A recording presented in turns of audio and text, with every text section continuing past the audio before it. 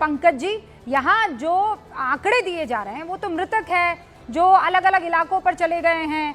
ये demographic change अभी भी मुद्दा और बिहार में रहने वाला है। प्रधानमंत्री नरेंद्र मोदी ने आज ये क्लियर कर दिया है, सीमावर्ती इलाकों पर demographic change is going to be one of the issues. मैं आपको एक बात बताता हूँ, बिहार में भारतीय जनता पार्टी और यूनाइटेड जनता दल की हवा चल रही है। हवा क्या, आंधी चल रही है। इस बार की ये आंधी अद्भुत है। नहीं, अब एक और जोड़ देना चाहिए था पंकज जी।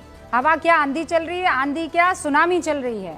वो आपके मित्र कह रहे थे ना कहीं पे। हाँ, और ये अद्भुत है इस बार, क्योंकि आमतौर पर जब किसी की आंधी या सुनामी चलती है रूबिका जी, तो उसके विरोधी उसमें उड़ जाते हैं। मगर इस बार की भाजपा जदयू की आंधी में उल्टे बांस बरेली की तरफ लद रहे हैं। भाजपा जदयू के तंबू उखड़ रहे हैं। जितना प्रधानमंत्री जी बोल रहे हैं, जनता का गुस्सा उतना ही बढ़ता जा रहा है। दिनकर जी ने वो लिखा है ना, लेकिन होता भूडोल बवंडर उठते हैं, जनता जब कोपा कुल को भ्रकुटी चढ़ाती है, वो राह समय के रथ का घर घर नाद सुनो, सिंहासन खाली करो कि जनता आती है। तो इस वक्त बिहार का ये माहौल, ये बोला था सर आपके नेता के बारे में बोला था दिनकर जी ने, नरेंद्र भाई की सभाओं में आप जानते हैं कि नरेंद्र भाई की सभाओं में सरकारी स्कूल कॉलेजों आंगनवाड़ियों से भीड़ मंगवाई जा रही है, जाकर चंद हजार लोग इकट्ठे हो पा रहे हैं। दूसरी तरफ राहुल गांधी के साथ सड़कों पर स्वतः स्फूर्त सैलाब उतर आया है। तो इसलिए नरेंद्र भाई मोदी कुछ भी बोले, बैठिए, डेमोग्राफी, कुछ भी कहें, उनके जो शब्द हैं वो अपने पंकज जी, मैं तो देखिए मैं बहुत आपको मानती हूँ, बहुत इज्जत कर। आप कह रहे हैं कि इनकी रैलियों में जितने भी लोग आ रहे हैं वो सरकारी लोगों को उठाकर लाया जा रहा है। वो राहुल गांधी जी की रैली छोड़िए, बंद कमरे में जो लोग आए ना सर, वो बाहर निकलते ही कह रहे हैं हमें फंसा दिया गया है, चीख चीख कर कह रहे हैं हमें कुछ नहीं मालूम। हमको एक कांग्रेसी आकर बोला कि चलिए आपका वो जो नामवा कट गया है वो आप जाकर राहुल जी को बताइएगा, तो वो राहुल जी आपका जुड़वा देंगे नाम। और वो फिर बाहर निकली तो बोले भैया हमारा तो नाम है, हमको तो बेवकूफ बना दिया है। और ऐसा एक नहीं, दो नहीं, कितने पंकज जी नाम आ रहे हैं बताइए। मतलब ये ऐसा कैसा बॉम्ब था सर कि जहां जलाने जाओ वहां फुस हो रहा है। प्रधानमंत्री जी की जनसभाओं में जो भीड़ जुट रही है, उस सोशल मीडिया पर उन लोगों की बातें सुनी आपने कि नहीं सुनी?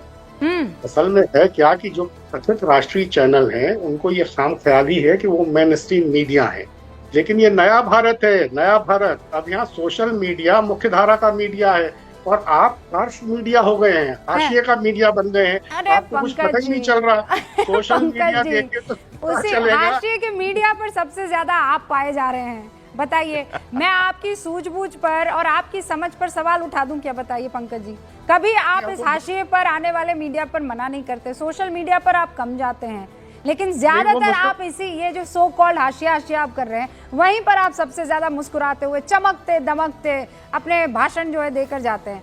तो ये मानिए आपकी क्रेडिबिलिटी पंकज जी, नहीं मैं कह रही हूँ, मैं तो बुलाऊंगी, हमेशा बुलाऊंगी।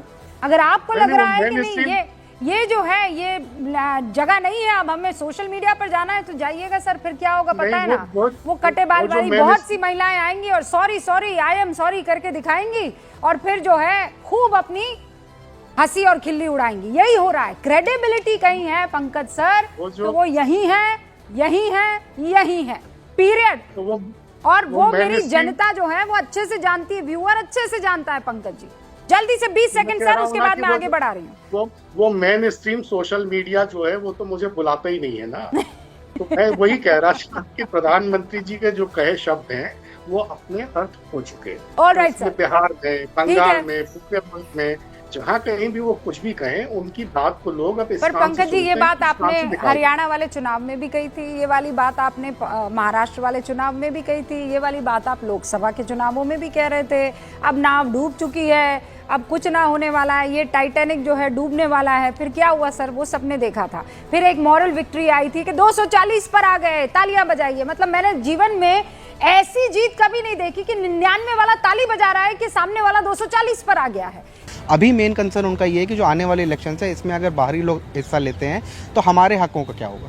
अच्छा, थैंक यू सो मच अन्वित, ये बहुत क्लियरली चीजें बताने के लिए। पंकज जी आपने सुना ना, मेरे सहयोगी अन्वित बहुत सारे इलाकों में गए, और वहां के गांव वालों का ये कहना है कि हमें नहीं मंजूर है भैया, हमारी हकमारी हो रही है। देखिए, ये सही है कि डेमोग्राफी चेंज हो रही है, डेमोग्राफी तेजी से चेंज हो रही है, घुसपैठिए हैं, ये भी बात सही है। लेकिन ये जो समस्या है, इसका सरकार को निदान निकालना चाहिए। इसका राजनीतिकरण करने से कोई फायदा नहीं। वोट के टाइम इस मसले को जोर शोर से उठाना, उसका कोई फायदा नहीं है।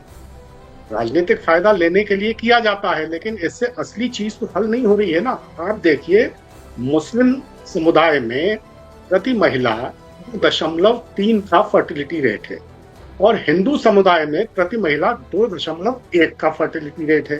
तो मुस्लिम समुदाय और हिंदू समुदाय में फर्टिलिटी रेट में बहुत कम फर्क है। इसलिए ये कहना कि मुस्लिम आबादी बहुत तेजी से बढ़ रही है, ये गलत है।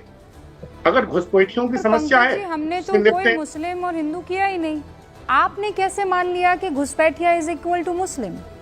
और आपने कहा है मुस्लिम लड़कियों को उनकी फर्टिलिटी को, मतलब क्यों?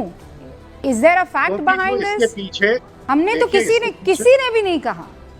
जो इसके पीछे नियत है भारतीय जनता पार्टी की, वो सब जानते हैं। आपको याद होगा, दिलीप घोष जब पश्चिम बंगाल के भारतीय जनता पार्टी अध्यक्ष थे, तो उन्होंने कहा कि 2 करोड़ मुस्लिम घुसपैठिए हैं भारत में और उनमें से 1 करोड़ सिर्फ बंगाल में है। उसके 15 दिन बाद राज्यसभा में गृह राज्य मंत्री नित्यानंद राय ने एक सवाल का जवाब दिया और उन्होंने कहा कि देश में कुल मुस्लिम घुसपैठियों की संख्या 1,10,000 है। सर सुनिए, पंकज जी प्लीज, पंकज जी प्लीज। हाँ, नहीं हमने मुस्लिम का नाम न ले। बोल लीजिए, यतेंद्र ने एक राय दी है, फिर बोलिए भाई यतेंद्र। पंकज जी ये कह रहे हैं कि मुस्लिम शब्द से परहेज करिए आप, घुसपैठिए से उन्हें कोई आपत्ति नहीं, घुसपैठिए बाहर होने चाहिए। तो मुस्लिम तो किसी ने कहा ही नहीं है ना। और आप समझिए पंकज जी, इस बात को समझिए कि एक रिपोर्ट है, सरकारी रिपोर्ट, जिसमें ये कहा गया है कि 44% के आसपास, जो 44-43% के आसपास मुस्लिम आबादी आजादी के बाद बढ़ी है एंड द हिंदू पॉपुलेशन वो 8% के हिसाब से गिरी है। फर्टिलिटी की बात यहाँ पर मत कीजिए सर, यहाँ पे मतलब इसका एडिशन तो भाई घुसपैठियों की तरफ से भी हो रहा होगा ना। बांग्लादेश से कौन आ रहा है? हाँ, मैं कह रहा हूँ ना कि घुसपैठिए आ रहे हैं, घुसपैठिए आए हैं। घुसपैठियों की एक समस्या देश में है, लेकिन इसको बढ़ा चढ़ाकर पेश करने से और सिर्फ चुनाव के समय इसका जिक्र चुनाव के समय, गुरु प्रकाश जी, चुनाव के समय क्यों आप, से क्या फायदा होगा? एक तो इसीलिए राजनीतिक विश्लेषक, कांग्रेस का पक्ष रखने वाले पंकज शर्मा आपसे कुछ ही देर में हमारे साथ जुड़ेंगे। यहाँ हमारे साथ पंकज जी भी थे और यहाँ पर सतीश जी, माय फेवरेट। आप सभी का बहुत बहुत शुक्रिया हमारे साथ जुड़ने के लिए। आगे फिर इस मसले पर बात होगी, क्योंकि डेमोग्राफिक जब तक तोड़ेंगे नहीं तब तक छोड़ेंगे नहीं। देखते रहिए न्यूज़ 18 इंडिया।